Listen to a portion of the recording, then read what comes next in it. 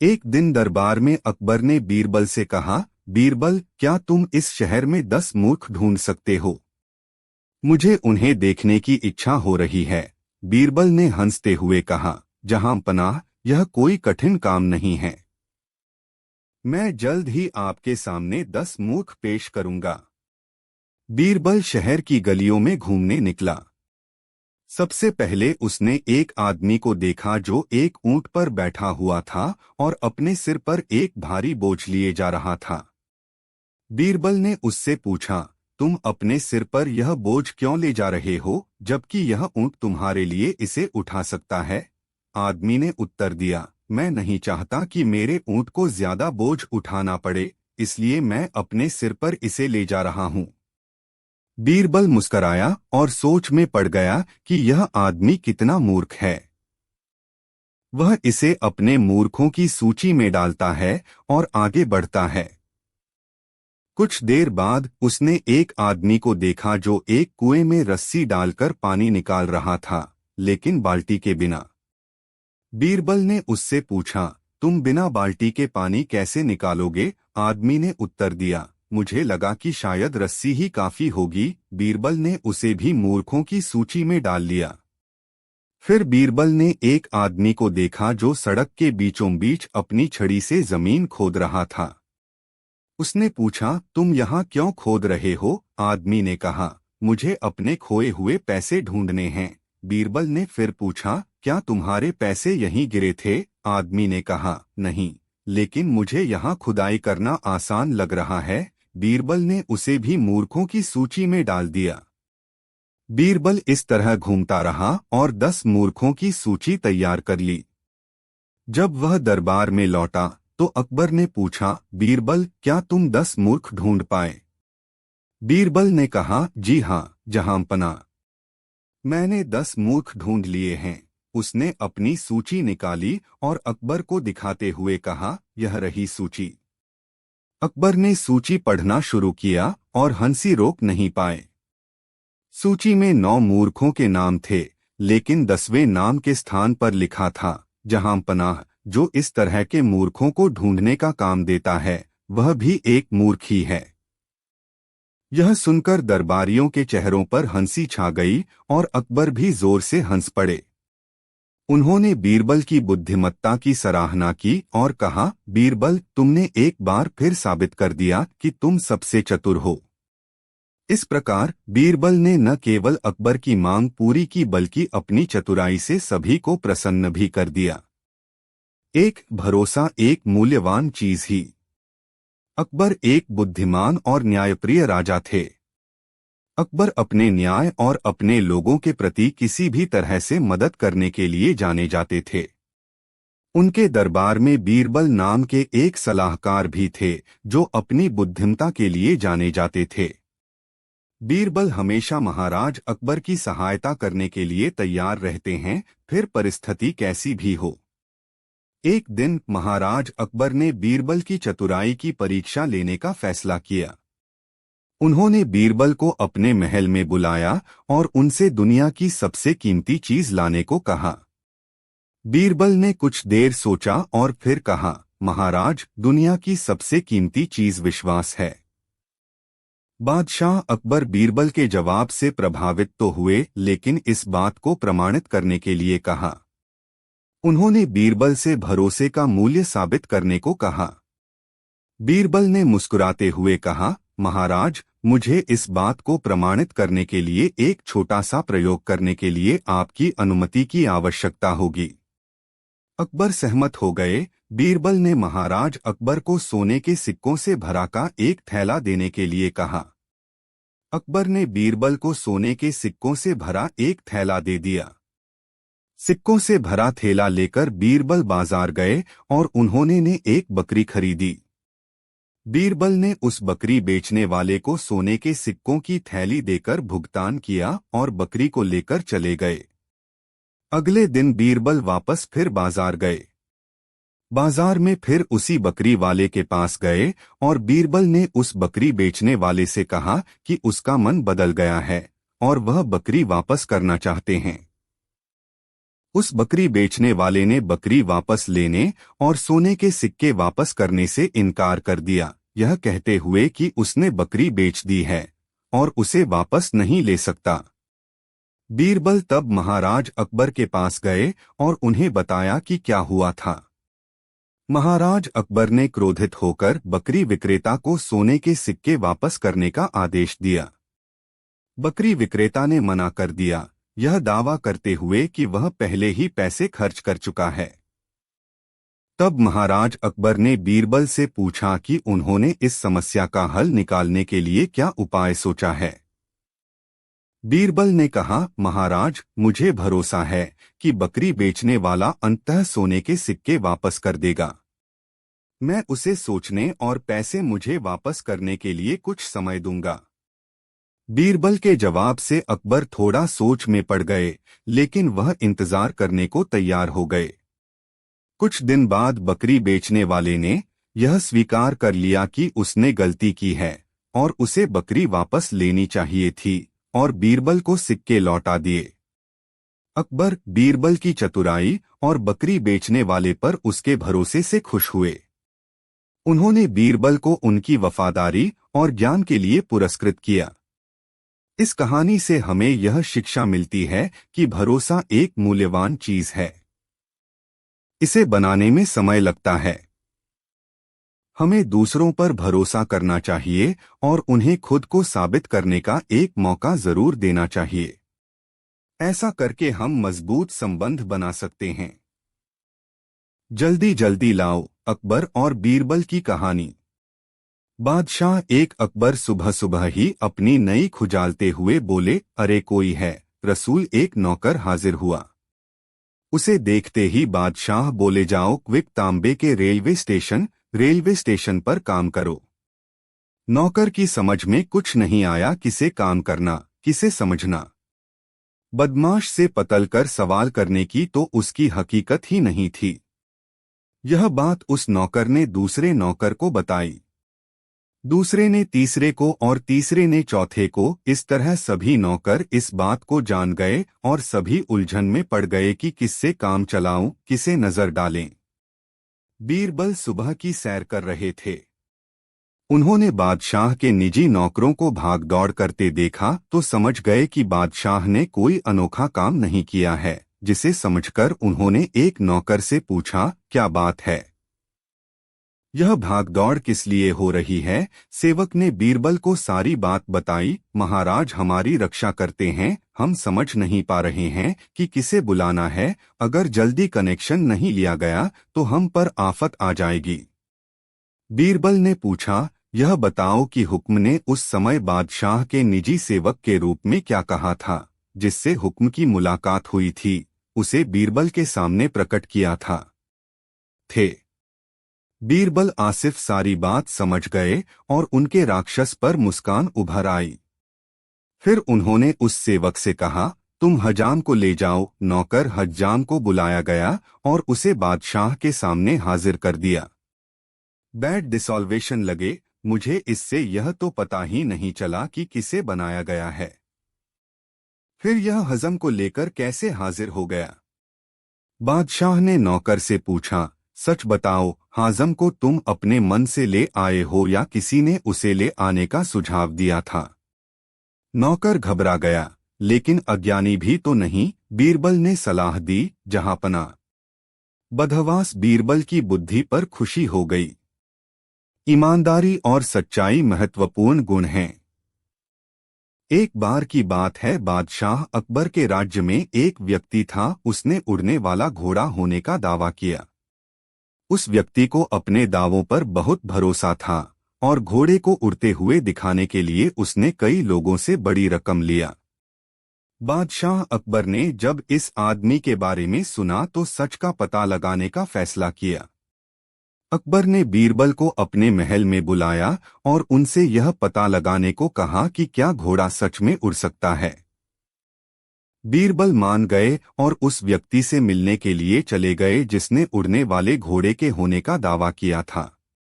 बीरबल ने उस आदमी से घोड़ा दिखाने के लिए कहा और वह आदमी उन्हें घोड़ा दिखाने के लिए मान गया। वह आदमी बीरबल को एक अस्तबल में ले गया जहां घोड़ा रखा हुआ था। बीरबल ने देखा कि घोड़ा एक सामान्य घोड़ा था और वह घोड़ा उड़ नहीं सकता था। बीरबल ने उस आदमी से पूछा कि यह कैसे दावा कर सकता है कि घोड़ा उड़ सकता है जबकि वह एक साधारण घोड़ा है। उस आदमी ने जवाब दिया, बीरबल जी, घोड़ा उड़ सकता है, लेकिन अगर केवल आपको विश्वास है कि यह उड़ सकता है तो बीरबल उस आदमी का जवाब सुनकर मुस्कुराने लगे और उसे सबक सिखाने का फैसला किया। बीरबल ने उस आदमी से कहा, वह घोड़े को उड़ते हुए देखना चाहते हैं। वह आदमी घोड़े पर चढ़ा और घोड़े से उड़ने का आग्रह किया, लेकिन घोड़ा नहीं उड़ा और आदमी जमीन पर गिर गया। बीरबल फिर उस आदमी से कोशिश करने के लिए कहते हैं, लेकिन इस बार उसने बीरबल से कहा कि वह विश्वास करेंगे तभी घोड़ा उड़ सकता है, इसलिए वह उसे एक ऊंचे टॉवर से देखें। वह आदमी बीरबल को एक मीनार पर ले गया। वह फिर से घोड़े पर चढ़ा और उसे उड़ने के लिए कहा। इस बार वह और भी अधिक ऊंचाई से गिर गया और गंभीर रूप से घायल हो गया। बीरबल ने उस आदमी की मदद की और उससे कहा, झूठे दावे करके लोगों को धोखा देना गलत है। व्यक्ति को ईमानदार और सच्चा होना चाहिए। यदि आप ईमानदार होते तो लोग आपका सम्मान करते और आप इस तरह से घायल नहीं होते। बादशाह अकबर बीरबल की चतुराई और आदमी को एक मूल्यवान सबक सिखाने की उसकी कला से प्रसन्न हुए। उस आदमी ने सीखा कि ईमानदारी सबसे अच्छा गुण है और झूठे दावे करने के परिणाम हानिकारक हो सकते हैं। इस कहानी से हमें क्या सीख मिलती है कि ईमानदारी और सच्चाई महत्वपूर्ण गुण हैं। झूठे दावे करने से हमें और दूसरों को गंभीर परिणाम भुगतना पड़ सकता है। हमें अपने कार्यों में हमेशा सच का साथ देना चाहिए और झूठे दावे नहीं करने चाहिए जिन्हें हम सिद्ध नहीं कर सकते। ईमानदारी और सच्चाई सफल जीवन की नींव है। लालच दुर्भाग्य का कारण बन सकता है। एक बार की बात है, अकबर के राज्य में एक व्यापारी था जो बहुत लालची था। अपने लालच के लिए वह सारे राज्य में जाना जाता था। वह अपने सामान के लिए ऊंची कीमत वसूल करता था और हमेशा ग्राहकों को ठगने की कोशिश करता था। अकबर व्यापारी के लालच के बारे में जानते थे और उन्होंने उसे व्यापारी को सबक सिखाने का फैसला किया। उन्होंने बीरबल को अपने महल में बुलाया और उसे व्यापारी को सबक सिखाने के लिए एक कहा। बीरबल ने कुछ देर सोचा और फिर कहा, महाराज, मेरे पास एक तरकीब है। मैं व्यापारी के पास जाऊंगा और व्यापारी से एक कीमती पत्थर खरीदूंगा। मैं उसे इसके लिए एक बड़ी कीमत दूंगा, लेकिन मैं उसे यह भी विश्वास दिलाऊंगा कि पत्थर शापित है। बादशाह अकबर बीरबल की बात मान गए और उन्हें इस काम की अनुमति दे दी। बीरबल व्यापारी की दुकान पर गए और उससे सबसे कीमती रत्न दिखाने को कहा। व्यापारी ने बीरबल को एक सुंदर रत्न दिखाया जो वास्तव में बहुत कीमती था। बीरबल ने व्यापारी से पूछा कि वह पत्थर के लिए कितना मूल्य चाहता है। व्यापारी ने बहुत अधिक कीमत बताई। बीरबल कीमत चुकाने के लिए तैयार हो गए, लेकिन बीरबल ने उस व्यापारी को चेतावनी भी दी कि पत्थर को श्राप दिया गया है। उन्होंने व्यापारी से कहा कि जिसके पास यह पत्थर होगा उसे दुर्भाग्य का सामना करना पड़ेगा। व्यापारी ने अच्छे कीमत की लालच में बीरबल को पत्थर बेच दिया और अभिशाप के बारे में नहीं सोचा। बीरबल ने उसे कीमत चुकाई और पत्थर लेकर चले गए। कुछ दिनों बाद बीरबल व्यापारी की दुकान पर वापस गए और व्यापारी से कहा कि जब से उन्होंने पत्थर खरीदा है तब से उनका दुर्भाग्य शुरू हो गया है। व्यापारी को अब श्राप की बात सच लगने लगी और वह डर गया। उसने बीरबल से पत्थर वापस खरीदने की बात की। बीरबल उसे पत्थर वापस बेचने के लिए तैयार हो गए, लेकिन बीरबल ने उससे दोगुनी कीमत मांगी जो उन्होंने पत्थर खरीदते समय उस व्यापारी को दिया था। लालची व्यापारी शापित पत्थर से जल्द छुटकारा पाना चाहता था, इसलिए वह कीमत चुकाने को तैयार हो गया। बीरबल ने उसे पत्थर दिया और पैसे लेकर चले गए। अकबर बीरबल की चतुराई और लालची व्यापारी को सबक सिखाने की उनकी युक्ति से प्रसन्न हुए। इस कहानी से हमें यह सीख मिलती है कि लालच दुर्भाग्य का कारण बन सकता है। जब हम लालच करते हैं तब हम अपने द्वारा किए कार्यों का क्या परिणाम होगा उसे नजरअंदाज कर देते हैं और अंत में हमें कष्ट उठाना पड़ता है। हमें दूसरों के साथ हमेशा ईमानदार रहना चाहिए और लालच से बचना चाहिए, तभी हम जीवन में सफल हो सकते हैं। ईमानदारी का महत्व। एक बार की बात है, अकबर ने बीरबल के लिए एक अनोखी चुनौती रखी। अकबर को उपहार के रूप में पड़ोसी राज्य से एक कीमती हार मिला था। उन्हें संदेह था कि हार असली नहीं, इसके बजाय नकली है। बादशाह अकबर ने बीरबल को अपने दरबार में बुलाया और हार उन्हें सौंप दिया। अकबर ने बीरबल से यह पता लगाने को कहा कि हार असली है या नकली। बीरबल ने हार को देखा और कहा, महाराज, मैं केवल इसे देखकर नहीं बता सकता कि हार असली है या नहीं, बल्कि आपकी आज्ञा हो तो मैं अपनी बुद्धि का उपयोग करके सच्चाई का पता लगा सकता हूँ। बादशाह अकबर बीरबल के जवाब से प्रभावित हुए और उन्हें अनुमति दे दी। बीरबल हार लेकर बाजार चले गए। उन्होंने एक जौहरी को हार दिखाया और उसका मूल्य बताने के लिए कहा। जौहरी ने हार की जांच की और कहा, यह हार असली है। बीरबल ने जौहरी को धन्यवाद दिया और चला गया। कुछ दिनों बाद बीरबल वापस बाजार गए और दूसरे जौहरी से हार की जांच करवाई। उस जौहरी ने भी हार की जांच की और कहा कि यह हार नकली है, इसकी कोई कीमत नहीं है। जौहरी के जवाब से बीरबल को कोई आश्चर्य नहीं हुआ। वह जानते थे कि पहला जौहरी बेईमान था और उसने उनसे झूठ बोला था। बीरबल अकबर के पास गए और उन्हें सारी सच्चाई बताई। अकबर बीरबल की बुद्धिमत्ता और सच्चाई को उजागर करने की उनकी क्षमता से प्रभावित हुए। बादशाह अकबर ने दोनों जौहरियों को अपने दरबार में बुलाया और उनसे उनके द्वारा किए गए हार के परस्पर विरोधी मूल्यांकनों की व्याख्या करने को कहा। पहले जौहरी ने मान लिया कि उसने बीरबल से झूठ बोला था क्योंकि उसे लगा था कि उसे हार की अच्छी कीमत मिल सकती है। पहले जौहरी की बेईमानी और झूठ से अकबर बहुत क्रोधित हुए और उसे दंडित करने का आदेश दिया। दूसरे जौहरी, जिसने सच कहा था, उसकी ईमानदारी से प्रसन्न होकर इनाम दिया। इस कहानी से हमें क्या सीख मिलती है कि ईमानदारी हमेशा अच्छी होती है। बेईमानी से लाभ हो सकता है, लेकिन बेईमानी से मिला लाभ अपमान और दंड की ओर ले जाएगा। हमें दूसरों के साथ हमेशा ईमानदार रहना चाहिए, भले ही इसका वर्तमान में इसका लाभ ना हो।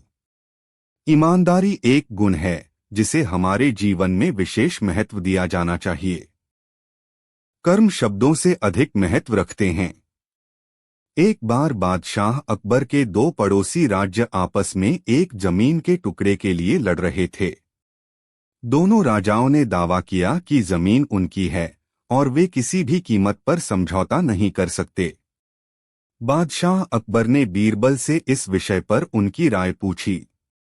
बीरबल ने कहा, महाराज, मुझे थोड़ा समय दे। बीरबल विवादित भूमि पर गए और भूमि की जांच की। फिर दरबार में वापस आकर कहा, महाराज, मैंने इस विवाद का हल ढूंढ लिया है। भूमि उसी की है जो इसका बेहतर उपयोग कर सकता है। बादशाह अकबर बीरबल के इस सुझाव से चकित हुए और उन्हें ठीक से अपनी बात समझाने के लिए कहा। बीरबल ने कहा, महाराज, मेरा प्रस्ताव है कि हम प्रत्येक राज्य को 1 वर्ष का समय दें ताकि वह भूमि का उपयोग अपने हिसाब से करें। वर्ष के अंत में हम इसका मूल्यांकन करेंगे कि किसने इसका बेहतर उपयोग किया है। भूमि का बेहतर उपयोग करने वाले को ही असली मालिक घोषित किया जाए। हमें क्या सीख मिलती है कि हमारे कर्म शब्दों से अधिक महत्व रखते हैं। किसी चीज के स्वामित्व का दावा करना पर्याप्त नहीं है, हमें इसका उचित उपयोग करने में भी सक्षम होना चाहिए। हमें हमेशा अपने संसाधनों का उचित सदुपयोग करने का प्रयास करना चाहिए।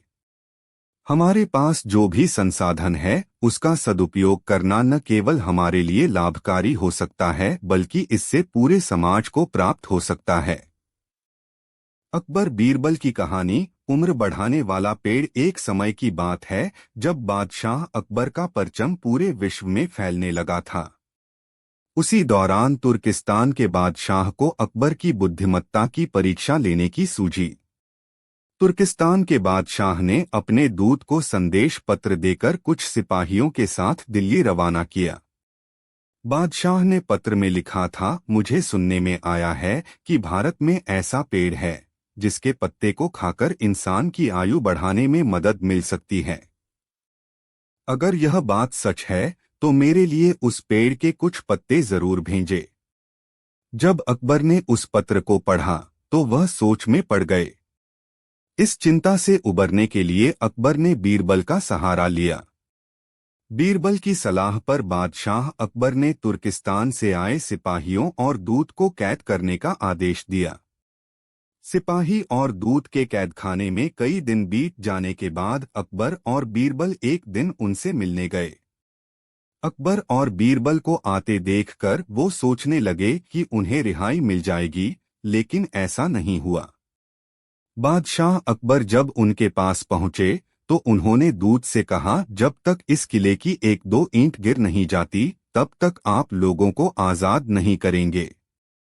ऐसा होने तक आप सभी के लिए यहाँ खाने पीने का पूरा इंतजाम किया जाएगा। इतना कहकर बादशाह अकबर और बीरबल वहां से चले गए। उनके जाने के बाद दूत और सिपाही कैद से निकलने के लिए उपाय सोचने लगे।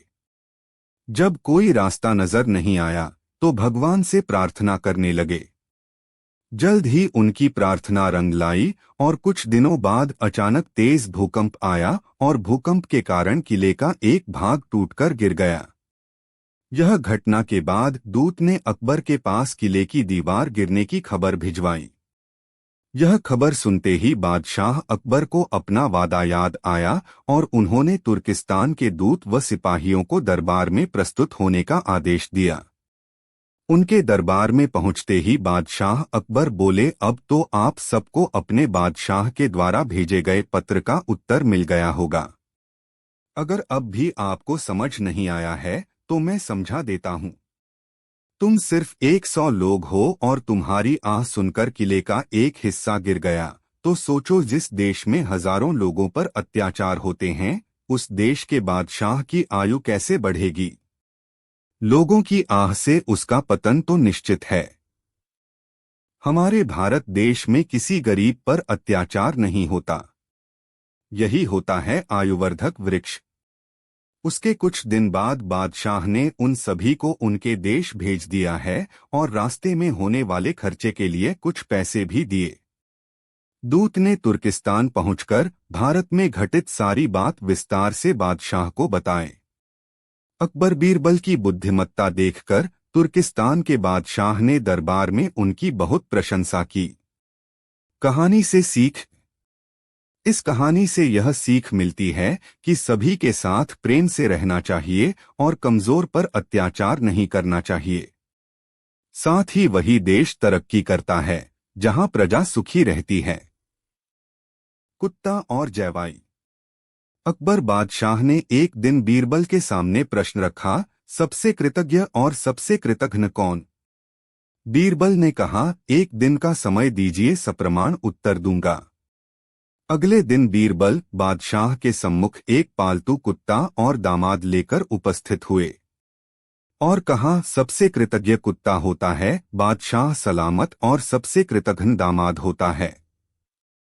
सिद्ध करो, बादशाह ने मुस्कराकर कहा। कुत्ता स्वामी भक्त और वफादार होता है। इसे गलती पर मारा पीटा जा सकता है। यह कुछ देर बाद फिर दुम हिलाता हुआ कदमों पर आ लौटता है। यह कृतज्ञ है। फिर बताया आया और यह जमवाई है। इसे बेटी दो, दान दहेज दो, परंतु इसे संतोष नहीं होता। हमेशा दामाद होने की अकड़ में भरा रहता है। आठ, यह सबसे बड़ा कृतघ्न है। बादशाह को गुस्सा आ गया। बोले, ऐसे दामाद को सजा देनी चाहिए। गलत, बीरबल ने कहा, यह किसी एक दामाद की बात नहीं, यह तो जग की रीत चली आ रही है। बादशाह सलामत, आप भी किसी के जमवाई हैं, मैं भी हूँ, किस किस को आप दंड देंगे। बीरबल की कुशाग्र बुद्धि की अकबर प्रशंसा किए बगैर न रहे। दामाद सहित बीरबल को इनाम देकर विदा किया। पैर और चप्पल। अकबर बीरबल की कहानी। बीरबल बहुत नेक दिल इंसान थे। वह सैदव दान करते रहते थे, और इतना ही नहीं, बादशाह से मिलने वाले इनाम को भी ज्यादातर गरीबों और दीन दुखियों में बांट देते थे। परंतु इसके बावजूद भी उनके पास धन की कोई कमी न थी। दान देने के साथ साथ बीरबल इस बात से भी चौकन्ने रहते थे कि कपटी व्यक्ति उन्हें अपनी दीनता दिखाकर ठग न लें। ऐसे ही अकबर बादशाह ने दरबारियों के साथ मिलकर एक योजना बनाई कि देखें कि सच्चे दीन दुखियों की पहचान बीरबल को हो पाती है या नहीं। बादशाह ने अपने एक सैनिक को वेश बदलवाकर दीनहीन अवस्था में बीरबल के पास भेजा कि अगर वह आर्थिक सहायता के रूप में बीरबल से कुछ ले आएगा तो अकबर की ओर से उसे इनाम मिलेगा। एक दिन जब बीरबल पूजा पाठ करके मंदिर से आ रहे थे तो भेष बदले हुए सैनिक ने बीरबल के सामने आकर कहा, हुजूर दीवान, मैं और मेरे 8 छोटे बच्चे हैं जो 8 दिनों से भूखे हैं। भगवान का कहना है कि भूखों को खाना खिलाना बहुत पुण्य का कार्य है। मुझे आशा है कि आप मुझे कुछ दान देकर अवश्य ही पुण्य कमाएंगे। बीरबल ने उस आदमी को सिर से पांव तक देखा और एक क्षण में ही पहचान लिया कि वह ऐसा नहीं है जैसा वह दिखावा कर रहा है। बीरबल मन ही मन मुस्कराए और बिना कुछ बोले ही उस रास्ते पर चल पड़े जहां से होकर एक नदी पार करनी पड़ती थी। वह व्यक्ति भी बीरबल के पीछे पीछे चलता रहा। बीरबल ने नदी पार करने के लिए जूती उतारकर हाथ में ले ली।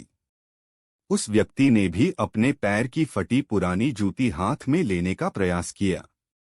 बीरबल नदी पार कर कंकरीले मार्ग आते ही 2-4 कदम चलने के बाद ही जूती पहन लेता।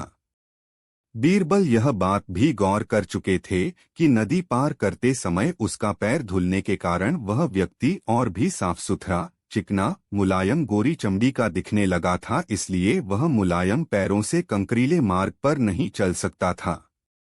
दीवान जी, दीन तहीन की पुकार आपने सुनी नहीं, पीछे आ रहे व्यक्ति ने कहा। बीरबल बोले, जो मुझे पापी बनाए मैं उसकी पुकार कैसे सुन सकता हूँ? क्या कहा?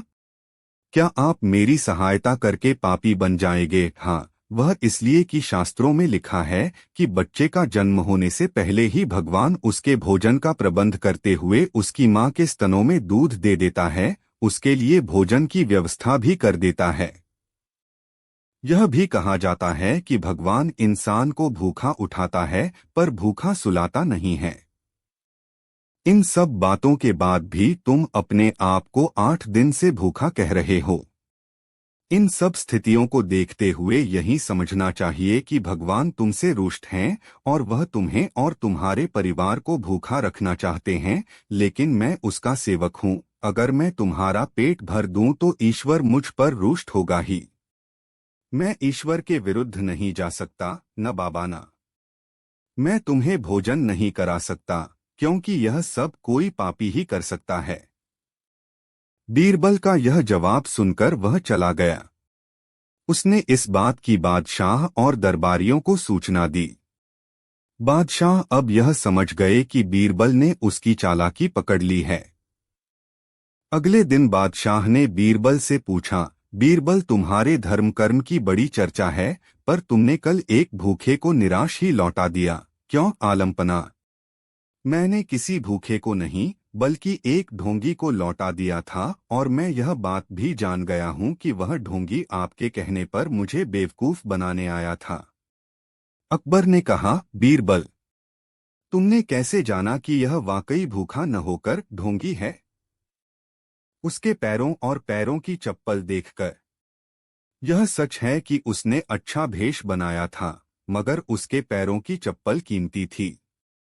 बीरबल ने आगे कहा, माना कि चप्पल उसे भीख में मिल सकती थी, पर उसके कोमल मुलायम पैर तो भीख में नहीं मिले थे, इसलिए कंकड़ की गड़न सहन न कर सके। इतना कहकर बीरबल ने बताया कि किस प्रकार उसने उस मनुष्य की परीक्षा लेकर जान लिया कि उसे नंगे पैर चलने की भी आदत नहीं, वह दरिद्र नहीं बल्कि किसी अच्छे कुल का खाता कमाता पुरुष है। बादशाह बोले, क्यों न हो, वह मेरा खास सैनिक है। फिर बहुत प्रसन्न होकर बोले, सचमुच बीरबल, माप दौलत तुमसे बहुत खुश हुए। तुम्हें धोखा देना आसान काम नहीं है। बादशाह के साथ साजिश में शामिल हुए सभी दरबारियों के चेहरे बुझ गए। अकबर बीरबल की कहानी। आगरा कौन सा रास्ता जाता है। बादशाह अकबर को शिकार करना बहुत पसंद था। एक बार की बात है, बादशाह अकबर अपने सैनिकों के साथ शिकार पर निकले। शिकार करते करते वो इतने आगे चले गए कि वो अपने दल से छूट गए। उनके साथ बस कुछ ही सैनिक रह गए थे। अब शाम होने को थी और सूरज ढलने वाला था। साथ ही अकबर और उनके साथ के सैनिकों को भूख भी सताने लगी थी। काफी दूर निकल आने पर बादशाह अकबर को यह एहसास हुआ कि वो रास्ता भटक गए हैं। वहां आसपास कोई नजर भी नहीं आ रहा था जिससे रास्ते के बारे में पूछा जा सकता था। थोड़ी दूर और चलने पर उन्हें एक तिराहा नजर आया। बादशाह को यह देखकर थोड़ी खुशी हुई कि चलो इनमें से कोई न कोई रास्ता राजधानी तक तो जाता ही होगा। लेकिन सभी इसी उलझन में थे कि किस रास्ते पर चला जाए। तभी सैनिकों की नजर सड़क किनारे खड़े एक छोटे से लड़के पर पड़ी। वह लड़का बड़ी हैरानी से महाराज के घोड़े और सैनिकों के हथियारों को देख रहा था। सैनिकों ने उस बालक को पकड़कर महाराज के सामने पेश किया। बादशाह अकबर ने लड़के से पूछा, ऐ लड़के, इनमें से कौन सा रास्ता आगरा जाता है। यह बात सुनकर वह बच्चा जोर जोर से हंसने लगा। यह देखकर राजा को बहुत गुस्सा आया, लेकिन उन्होंने शांत भाव से उससे उसकी हंसी का कारण पूछा। लड़के ने जवाब दिया, यह रास्ता चल नहीं सकता है तो यह आगरा कैसे जाएगा। आगरा पहुंचने के लिए तो आपको खुद चलना पड़ेगा। महाराज उस लड़के की सूझबूझ को देखकर चकित रह गए। उन्होंने प्रसन्न होकर उस बच्चे का नाम पूछा। लड़के ने जवाब में अपना नाम महेश दास बताया। महाराज ने उसे इनाम में सोने की अंगूठी दी और दरबार में आने का न्योता दिया। इसके बाद बादशाह अकबर ने लड़के से पूछा, क्या तुम मुझे बता सकते हो कि किस रास्ते पर चलने से मैं आगरा पहुंच पाऊंगा। लड़के ने बड़ी ही शालीनता से सही रास्ता बताया और महाराज अपने सैनिकों के साथ आगरा की ओर चल पड़े। यही लड़का बड़ा होकर बीरबल के नाम से प्रसिद्ध हुआ और बादशाह अकबर के नवरत्नों में से एक कहलाया। कहानी से सीख। इस कहानी से हमें यह सीख मिलती है कि ज्ञान और सूझबूझ का सम्मान करना चाहिए। ब्राह्मण का स्वप्न। अकबर बीरबल की कहानी। एक रात एक ब्राह्मण ने स्वप्न देखा कि उसे उसके मित्र ने 100 रुपए उधार दिए हैं। प्रातः नींद खुलने पर वह उस स्वप्न के बारे में सोचने लगा। वह सोचने लगा कि इस स्वप्न का अच्छा या बुरा फल क्या होगा। बाद में उसने अपने मित्रों और करीबियों को स्वप्न के बारे में बताया। धीरे धीरे यह खबर फैल गई। जब इस संबंध में उस मित्र को ज्ञात हुआ जिससे ब्राह्मण को स्वप्न में रुपए मिले थे, तो उसके मन में लालच उत्पन्न हो गया। उसने सोचा कि किसी तरह ब्राह्मण से रुपए ऐंठना चाहिए। वह फौरन ब्राह्मण के पास पहुंचा और उससे वह 100 रुपए मांगने लगा जो उसने उसे स्वप्न में दिए थे। पहले तो ब्राह्मण को लगा कि उसका मित्र उससे हंसी ठिठोली कर रहा है, किंतु जब वह बार बार गंभीरतापूर्वक अपने पैसे मांगने लगा तो ब्राह्मण बोला, मित्र, वो रुपए तो मैंने तुमसे स्वप्न में लिए थे, यथार्थ में नहीं। चाहे कहीं भी लिए हों, सच यह है कि तुमने आवश्यकता पड़ने पर मुझसे रुपए लिए थे। अब मुझे आवश्यकता है, इसलिए तुम मुझे वो रुपए वापस कर दो। मित्र क्रोधित होकर बोला। ब्राह्मण बेचारा दिन भर परिश्रम करके किसी तरह अपना गुजारा चलाता था। उसके पास फूटी कौड़ी भी नहीं थी। वह कहां से 100 रुपए देता? उसने मना किया तो दगाबाज मित्र हाथापाई पर उतर आया। ब्राह्मण क्या करता? रुपए देना उसके सामर्थ्य से बाहर था। वह भी डटकर खड़ा हो गया। दगाबाज मित्र को आशा थी कि ब्राह्मण उसे रुपए दे देगा, किंतु जब उसे अपनी दाल गलती दिखाई नहीं दी तो वह ब्राह्मण को यह धमकी देकर चला गया कि मैं तुझसे रुपए जरूर वसूल करूंगा और गवाही में उन लोगों को उपस्थित करूंगा जिसके सामने तुमने रुपया पाना स्वीकार किया है। अगले दिन दगाबाज मित्र ने ब्राह्मण पर उधार रुपया लेने का अभियोग लगाकर न्यायाधीश के समक्ष न्याय की गुहार लगाई। न्यायाधीश ने दोनों पक्षों की बात सुनी, किंतु कोई निर्णय न ले सके। सोच विचार कर न्यायाधीश ने यह मामला बादशाह अकबर के पास भेज दिया। अकबर ने मामले पर अच्छी तरह गौर किया, यह जानते हुए भी कि मित्र सरासर दगाबाजी कर रहा है। अकबर को मामले के निपटान की कोई तरकीब न सूझी। आखिरकार उन्होंने बीरबल को बुलवाया। उसे सब मामला समझा दिया कि बेचारे ब्राह्मण को उसका दगाबाज मित्र ठगना चाहता है। इसका न्याय ऐसा होना चाहिए कि दूध का दूध और पानी का पानी हो जाए। अकबर का आदेश पाकर बीरबल ने यह मामला अपने हाथ में ले लिया। मामले को सुलझाने के लिए उसने एक बड़ा सा दर्पण मंगवाया। उसके बाद उसने दर्पण को इस तरह रखवाया कि उसमें रुपए की छाया दिखाई पड़े। अब दगाबाज मित्र को रुपए की छाया दिखने लगी तो बीरबल बोला, जाओ उस दर्पण में से रुपए ले लो। दगाबाज मित्र अचंभा जाहिर करते हुए बोला, वह मैं कैसे ले सकता है? वह तो रुपए की परछाई है। बीरबल बोले, ब्राह्मण ने भी तो स्वप्न में तुमसे रुपया पाया था, वह भी तो परछाई ही थी। फिर तुम असली रुपया क्यों चाहते हो? दगाबाज मित्र की गर्दन झुक गई। उसे कोई जवाब देते न बना। लाचार होकर वह खाली हाथ ही वहां से जाने लगा तो बीरबल बोला, तुमने आज ब्राह्मण को व्यर्थ में परेशान किया है, उसके काम में रुकावट डाली है। आठ बिना सजा पाए तुम यहां से नहीं जा सकते। तुम्हें जुर्माने में 100 रुपए ब्राह्मण को देने पड़ेंगे।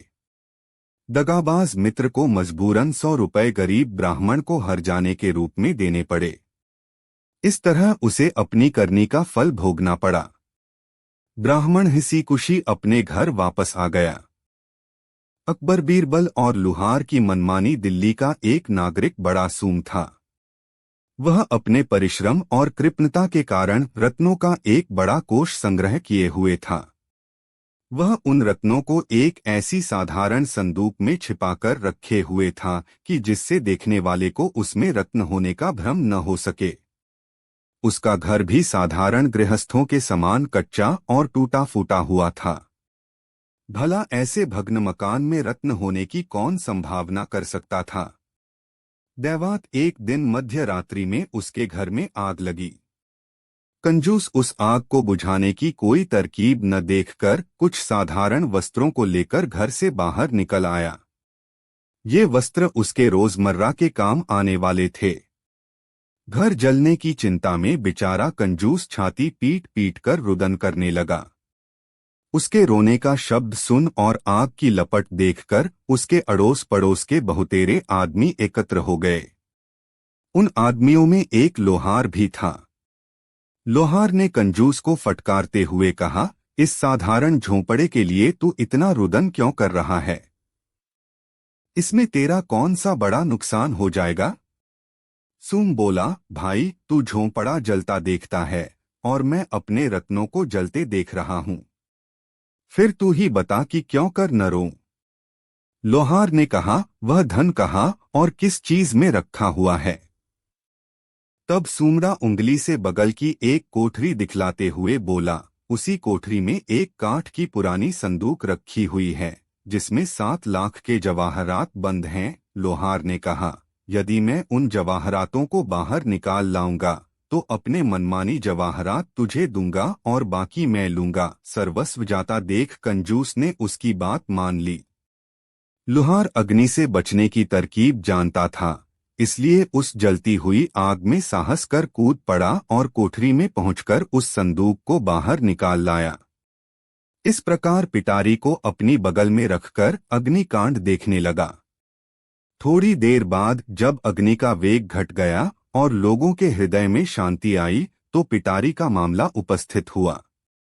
जिस वक्त लोहार और कंजूस में ऐसी शर्तें तय की थी, उस समय लोहार ने एक और चालाकी की थी। उस जगह के 2 मनुष्यों को अपना गवाह बना लिया था। गवाहों के सामने ही वह पिटारी खोली गई। पिटारी खुलते ही जवाहरातों की चमक बाहर तक फैल गई। जैसे धन देखकर गवारों की दशा होती है, वही दशा लोहार की भी हुई। उस अमूल्य रत्नों की ढेरी को देखकर उसका मन फिर गया। उसने पिटारी का सारा धन तो आप ले लिया और उस खाली पिटारी को बेचारे कंजूस के हवाले किया। कंजूस लोहार की अनीति देखकर बहुत चकराया और गिड़गिड़ाकर उससे कहने लगा, भाई, आधा धन मुझे दो और बाकी आधा आप ले लो। इसमें मेरी राजी है। लोहार डांटकर बोला, क्या पहले मेरे तेरे बीच ऐसी शर्त पक्की नहीं हुई थी कि मैं तुझे अपनी मनमानी दूंगा? अब चूं चपड़ क्यों करता है? दोनों में वाद विवाद होते होते संपूर्ण रात्रि व्यतीत हो गई और सूर्योदय का समय आया। सुंगड़े ने आधे रत्नों को पाने के लिए बहुतेरा प्रयास किया, परंतु लोहार उसकी एक भी सुनने को तैयार नहीं था। सुंगड़े ने लाचार होकर बादशाह अकबर के पास अर्जी गुजारी। मामला पेचीदा देखकर बादशाह ने बीरबल को बुलाया और उनका सारा हाल सुनाकर उसे न्याय करने की आज्ञा दी। बादशाह की आज्ञा शिरोधार्य कर बीरबल ने उन दोनों से अलग अलग बयान लिया और उन बयानों को पृथक पृथक 2 कागजों पर लिखकर उस पर उनके हस्ताक्षर कराए। फिर उन दोनों से बारी बारी साक्षी लेकर प्रमाणित कराया कि उनका कहना बिल्कुल सत्य है और उन्हें मान्य है। तब बीरबल ने पहले पहल लोहार